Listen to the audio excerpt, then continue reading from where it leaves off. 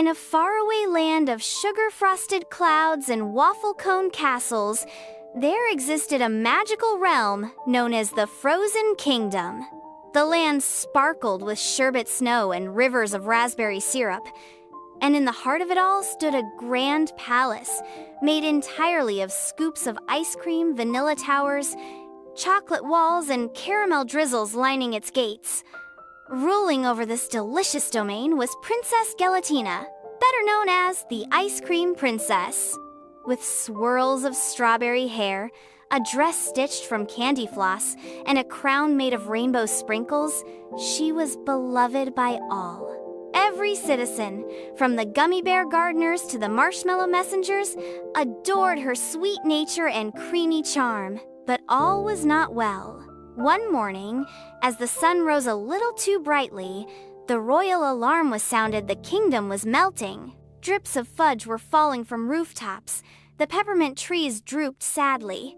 Even the majestic Cookie Mountains had begun to crumble into crumbs. Princess Gelatina rushed to her castle balcony. From up high, she could see puddles forming where fountains of whipped cream once stood. The air felt warmer. Something unnatural was causing the land to melt. And if it continued, the frozen kingdom would disappear into a sticky soup. "Summon the Council of Cones," she ordered. Soon, her most trusted advisors gathered. Duke Choco Chip, a wise elder with a brittle mustache, Lady Sorbetta, calm and cool like her lemon-lime sorbet dress, and General Rocky Road, a strong and slightly nutty warrior. "It's the sun," Lady Sorbetta warned. "It's burning hotter than ever." "Not natural heat," muttered Duke Choco Chip. "This is magic. Sabotage," growled General Rocky Road. "Someone wants our kingdom to melt." Princess Gelatina stood tall. "Then I must find out who, and stop them. I shall travel beyond the sugar dunes, across the whipped cream peaks, and into the Forbidden Freezer." A hush fell across the room. The Forbidden Freezer was a mysterious realm of eternal frost, locked behind icicle gates and guarded by ancient snow sprites. None had dared to venture there in years. "But Princess," Duke Choco Chip said gently, "you are made of the very essence of ice cream. The heat weakens you. What if you melt?" she said quietly. "Then I melt, but I must save my people." With a brave heart and a swirl of determination, Princess Gelatina set off on her journey, accompanied only by her loyal pet Scoopy, a talking scoop of mint chocolate chip with tiny legs and an endless sense of humor. They passed through forests of lollipop trees, where caramel birds chirped nervously about the rising heat.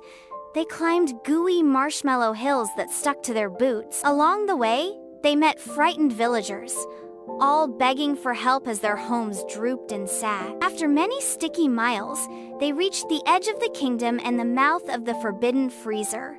Giant icicle gates loomed before them, guarded by glowing-eyed snow sprites. "Who dares enter?" asked one, its voice a whisper of winter wind. "I am Princess Gelatina of the Frozen Kingdom. I seek the cause of the unnatural heat," she declared. The snow sprites opened the gates. Inside, the world was different.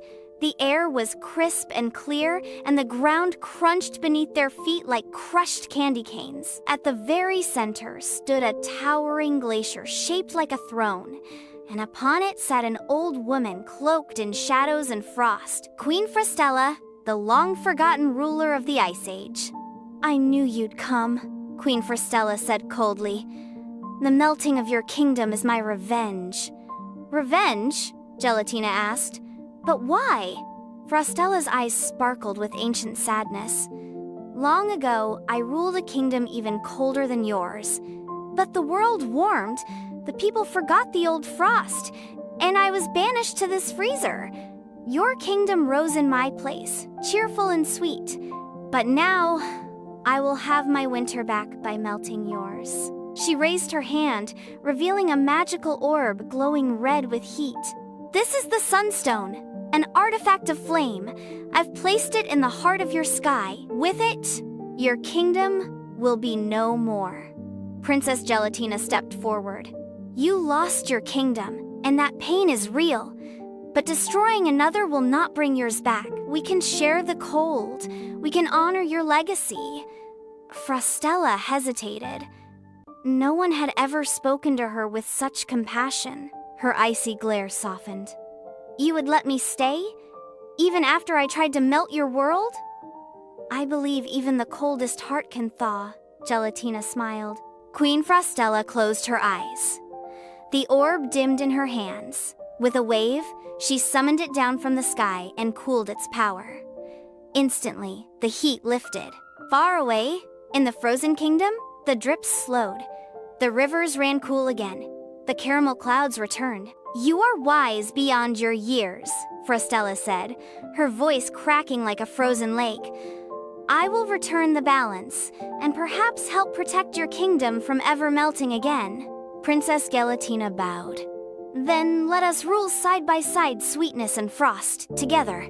When she returned home, the kingdom rejoiced.